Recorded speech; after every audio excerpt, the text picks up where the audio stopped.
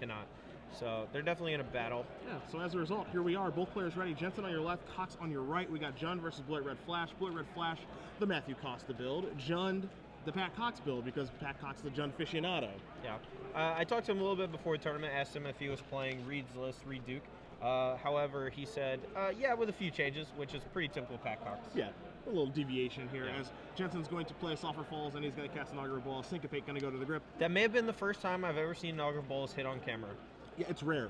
It's a rare thing that we have happen here. You know, I always tell people when they get frustrated by playing Augur Balls, well, it looks like Pat kept a one-liner. Probably got a bunch of Farseek sitting over there, but certainly. Syncopate from Huey gonna lock that down. But to continue what I was saying, I'm sorry. So when you play with Augur Balls, you have to have this mindset going in that you have to be overly happy to have a 1/3 for 2 mana in your deck. That has to be something you just have to have in your mindset, because you will miss so much and you cannot get frustrated. It should just be Christmas morning whenever you hit. But that should not be the norm. It should just make you happy. And this is the reason that I've never cast that card before. Sure. I cannot come cannot to terms handle with the that. swings. No, I cannot. As you see, Augur Balls is getting into the red zone twice here against Cox. There's a clifftop retreat from Jensen, and he's going to pass the turn back. So Yep. he does actually draw a land. Right. He does have a Snapcaster Mage in hand, which can flash back the Azorius Charm should Pat not do anything. But I think Huey probably going to either counter this or burn it somehow. Yeah, Syncopate, and then now Snapcaster can Syncopate for 2 next turn, get a little more pressure on the board for Huey as well. So Augur Ball is going to come across. You see Jensen does have... Ooh. Oh my goodness. And the new Oh, Tectonic wow. Edge blowout. So this is like Tectonic Edge, but it's actually just a land destruction spell, so Encroaching Waste. So Pat actually didn't can even take have up a the land. chance to get to 4 mana. Yep. Just got naturally destroyed by the old 4 mana tap sack, destroy your land. Yeah, destroy target non-basic. You can see Encroaching Waste on the screen. You also see Augur Balls coming in yet again as Jensen's going to play a Steam Fence and pass the turn back. Cox peels off a Root Bound Crack and cast Farseek, but I think we both know that's not resolving. Yeah, Snapcaster Syncopate for 1 takes care of that. Pat's still lacking black mana, so even if he has a Tragic Slip or Dreadbore or some other removal spell in hand, can't cast it. Jensen draws his second copy of Encroaching Waste. He's going to blow up another bang. land here. Unbelievable. What, how rude. That's just rude. You know he only has 2 in his deck, right? Yeah, he drew them. Dude, you play the cards so you draw them. That's how true. Magic works.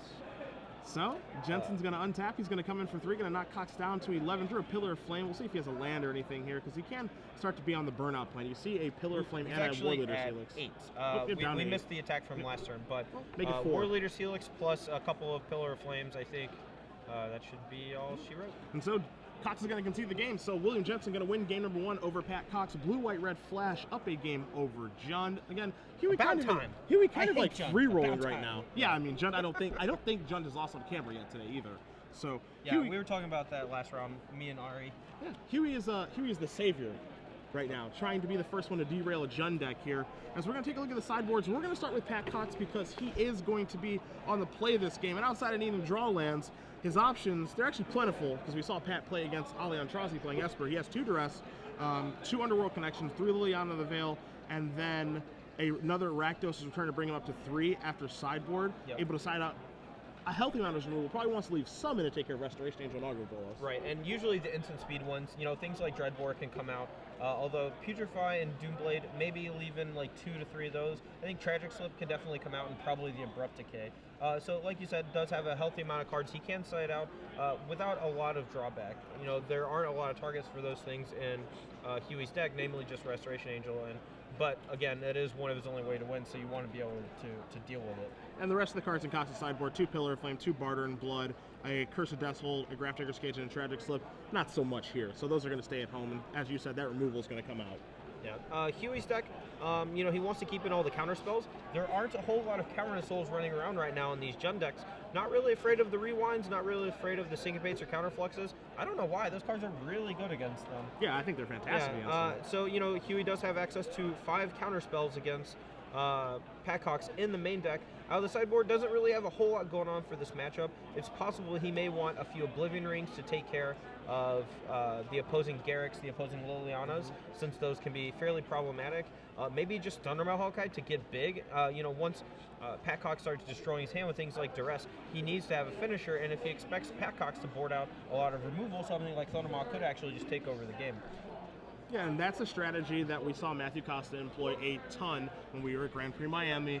You know, just kind of flipping the script on people by boarding in Thunder Maws when they were boarding out their removal, or, you know, people are trying to board into a long game against Blue Red Flash, and Costa would just say, turn 5 Thunder Maul you, and just put them on the back foot, which is a place they were not comfortable being at all. Yeah, I agree. You know, Renounce the Guilds is another option from Huey to be able to deal with Huntmaster of the Fells. Not a whole lot of that, maybe an Olivia Voldaren, but Olivia is another card that's actually not that great against red, white, blue either.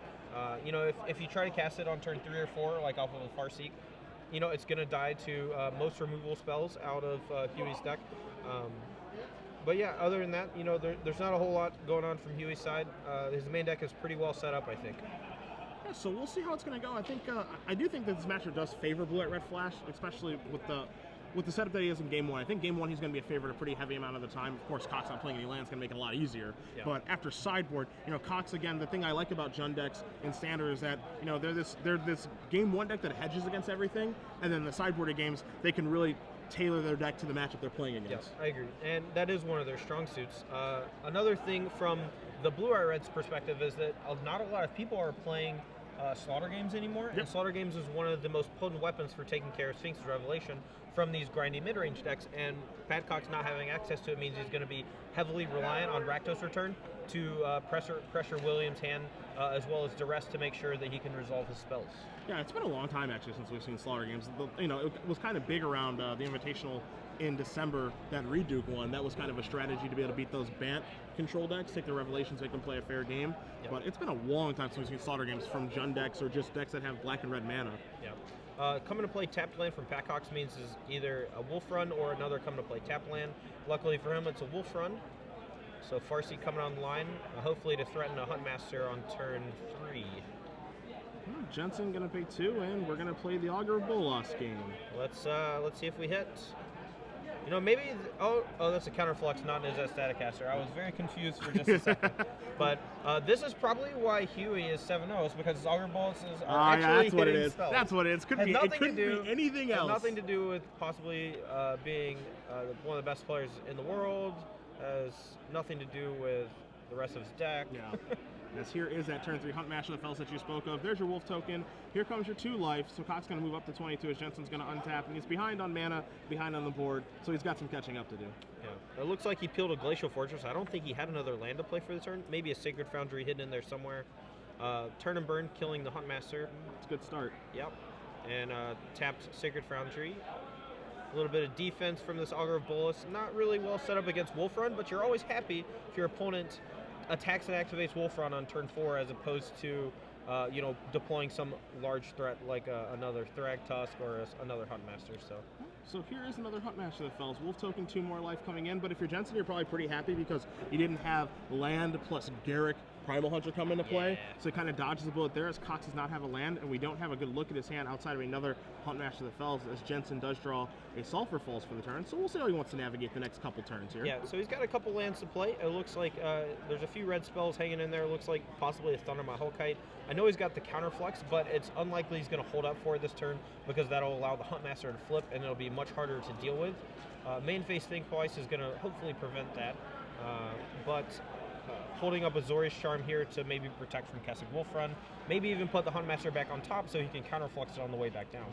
Steam Vents was the draw for the Think Twice there from Jensen before he does pass the turn back, as Cox is going to draw his card. Probably no miracles in his deck after sideboard. I bet those bonfires are long gone by now. But attacking is pretty easy here, especially when you do have a Wolf Run activation at the ready to push through that Augur of Bolas, or at least attempt to. Yeah, I think it's a pretty decent play to block the Huntmaster because if he does, you know, Pat does kind of want to kill the Augur Bolas so his 2/2s can get in there without having to use the Wolf Run.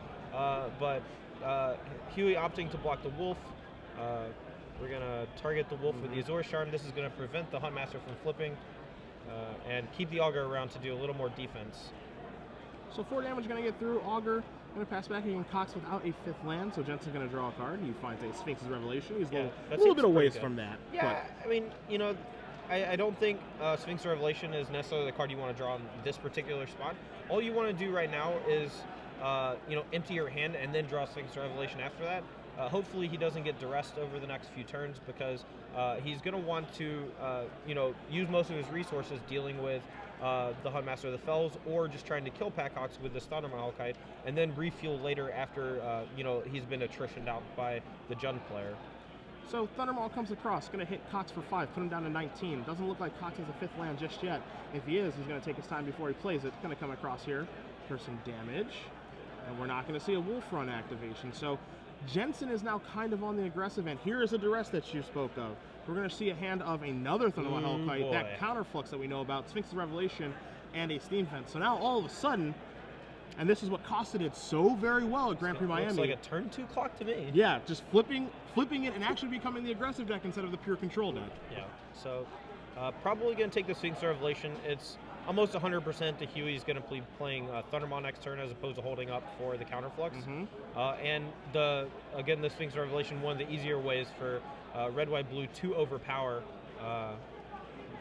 these Jund decks. But Doomblade taking care of one of the Thundermaws. Huey now not looking as threatening, but I definitely think he wants to keep trying to prevent the Huntmaster from flipping and also pressuring. And he is going to do both of those things. Thundermaw Hellkite going to come across again. Jensen going to play Steam Fence. Cox going to go down to 14, and we're going to pass it back. So let's see if Cox can ever find that 5th land, and if so, what he can do with it. Looks like he's holding on to Mono Thragtusk, so he's got a lot he can do. Thragtusk actually reasonable against Thundermaw Hellkite. You're not really progressing the board too much, but you are stifling the bleeding while being able to start swinging back for 5 over the next few turns. This is a Putrefy. Okay, so Cox, being a savvy Jund player that he is, he does leave in some removal, just as you mentioned, leaving in the instant speed removal spells, so he can snag Restoration Angels, maybe Augur of Bolas in response to Restoration Angel, or in this case, multiple Thundermaw Hellkites, so he's not just dead in 2 turns. Yeah, that duress pretty backbreaking now that both the Thundermaw Hellkites are dead from Huey's side. He's got a counterflux that he can sit on, but that means the Huntmaster is going to flip, deal him 2 damage, and potentially do him a lot of extra damage along with that Wolf Run if Packhawks doesn't draw a land and start casting Thragtusks. So Jensen's turn is going to start with flashing back Think Twice, making sure that Huntmaster of the Fells will not flip into Ravager of the Fells to start Cox's next turn. The question is, what's he going to do after that? He does have to be pretty careful. Does he want to leave up Counterflux? Does he actually want to tap out to cast something? You see him rearranging his mana, trying to come up with a line of play here. He's going to go with Oblivion Ring to actually take care of the problematic Huntmaster. Yeah, and a pretty safe bet that Packhawks doesn't have Abrupt Decay left in his deck. I think that's a good play. A lot of people afraid of cards like Abrupt Decay will just take the Wolf token and get rid of it completely, but Huey knows that Packhawks probably doesn't have it, and also it's just better for him in the long run because when that Huntmaster flips, it just becomes really tough to deal with. Again, Cox's deck list, he has 1 Abrupt Decay throughout his 75, so even if he does have the one that he left in, he's got to have it in his hand right now. Sure, but that's not always the case. Yeah, and so here is a replacement Huntmaster of the Fells, 2 life, and another Wolf token, so Cox keeps adding to his board, and of course if you're familiar with Jensen's list, or Matthew Costa's list, which is where he got it from, Supreme Verdict is a card that these guys really do not play. He does have 2 in his main deck, but oftentimes in this matchup they do sideboard them out. Yeah, I'm not sure I wholeheartedly agree with that sentiment. I think that Supreme Verdict is pretty good against Jund, specifically because of Huntmaster of the Fells. Now that they play Scavenging Ooze, which they're likely leaving in just to be able to apply pressure to you and to kind of turn off your Snapcaster Mages. And as we see on this Augur of Bolas, it looks like there is a Supreme Verdict in the stack. But he opts to take the Think Twice, looking more to the long game and trying to beat the Huntmaster with card advantage as opposed to just sweeping the board, now that he has a solid 3-4 defender on his side. So Restoration Angel blinking the Augur is going to give Jensen a Think Twice again, does put Supreme Verdict towards the bottom, so he did leave at least 1 of the 2 in his deck for this sideboarded game, as we're going to again see if Cox can actually find that 5th land, as Jensen does have the mana available for a counterflux for whatever Cox does play this turn, if he deems it worthy of a counterspell. Yeah, I mean, it's possible that even if Pat does draw a land, he just wants a Wolf Run for 2 to potentially kill the Restoration Angel in combat. But however, it looks like he didn't draw the land. He's going to play a Scavenging Ooze, but Huey counterfluxing, just trying to prevent things from coming online. And also to give his top decks a little more life should he draw a Snapcaster Mage. He can still Sphinx's Rev for, it looks like, for 3 if he draws a Snapcaster Mage now. So. And again, you see him just play a Sulphur Falls for the turn. He does have, again, that Think Twice and a Mystery card in his hand right now. Not quite sure what that is. And, we haven't really been able to make out Cox's hand at all right now. But, of course, we know he's spell laden. That's the one thing that we do know. He's got gas. Yeah. And Think Twice is going to start here for Jensen. Syncopate, Ooh. a pretty good draw there, actually. Yeah, so now it looks like Huey's in a really good spot. He's got a soft lock on the board against the Huntmaster with the Restoration Angel and the Augur Bolus. Syncopate for a potential Thragtusk or whatever the next play from Pat is.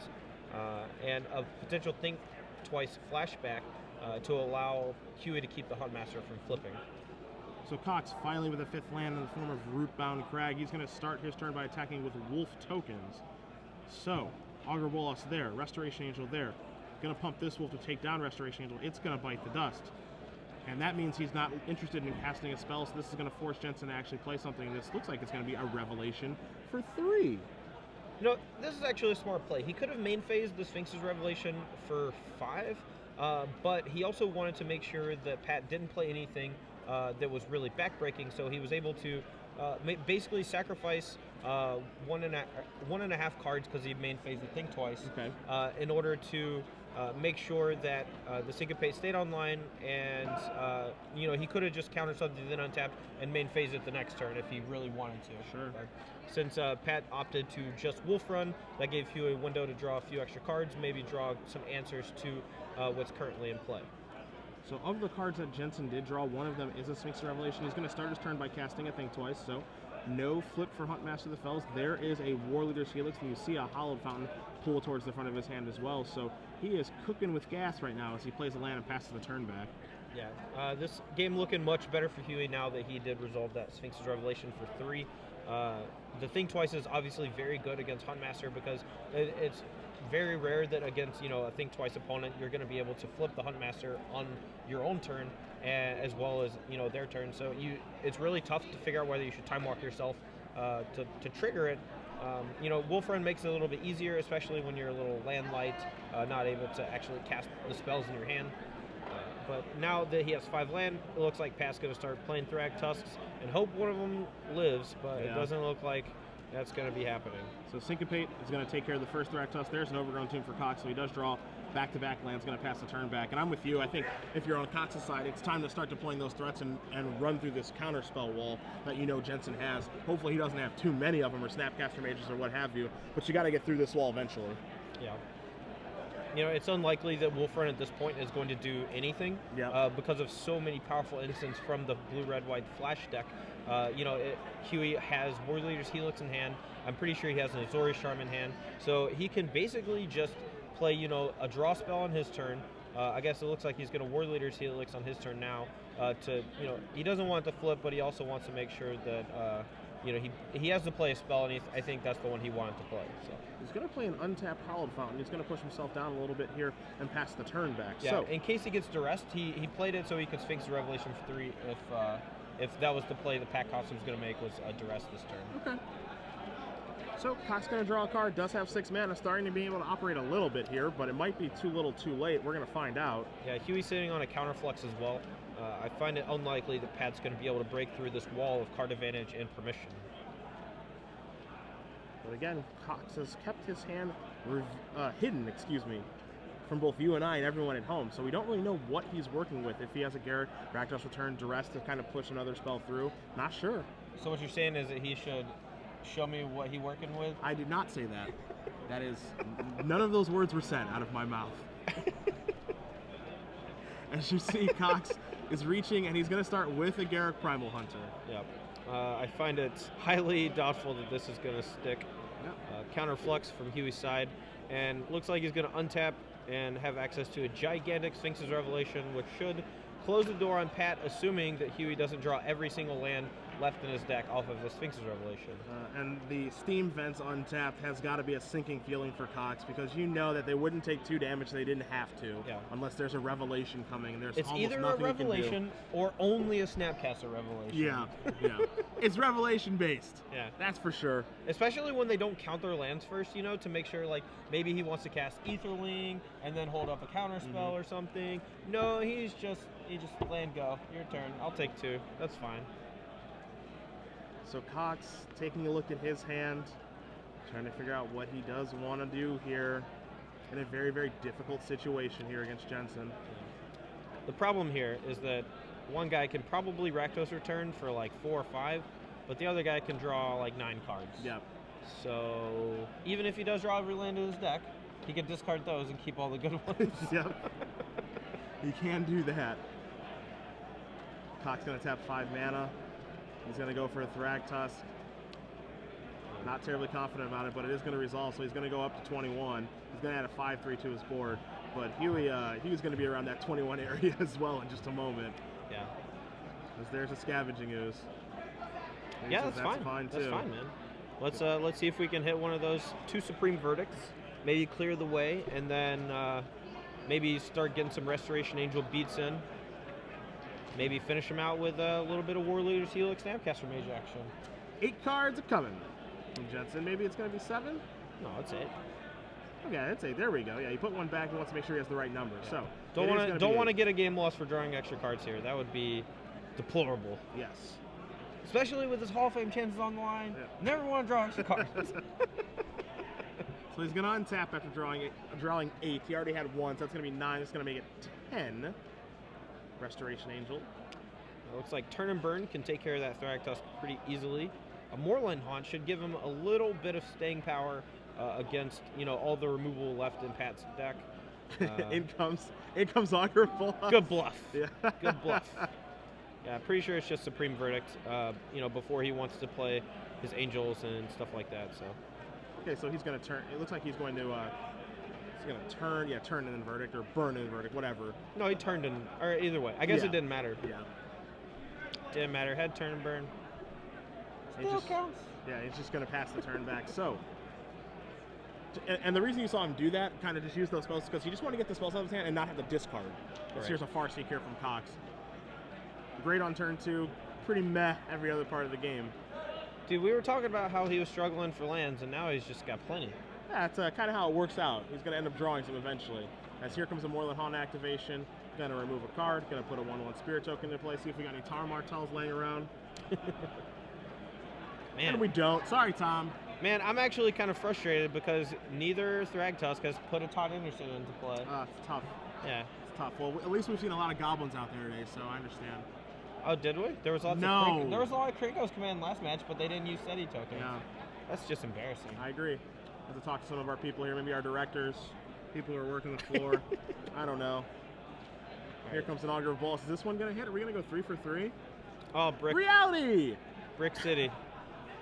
Back to how Augur should be working. Yeah. To the bottom.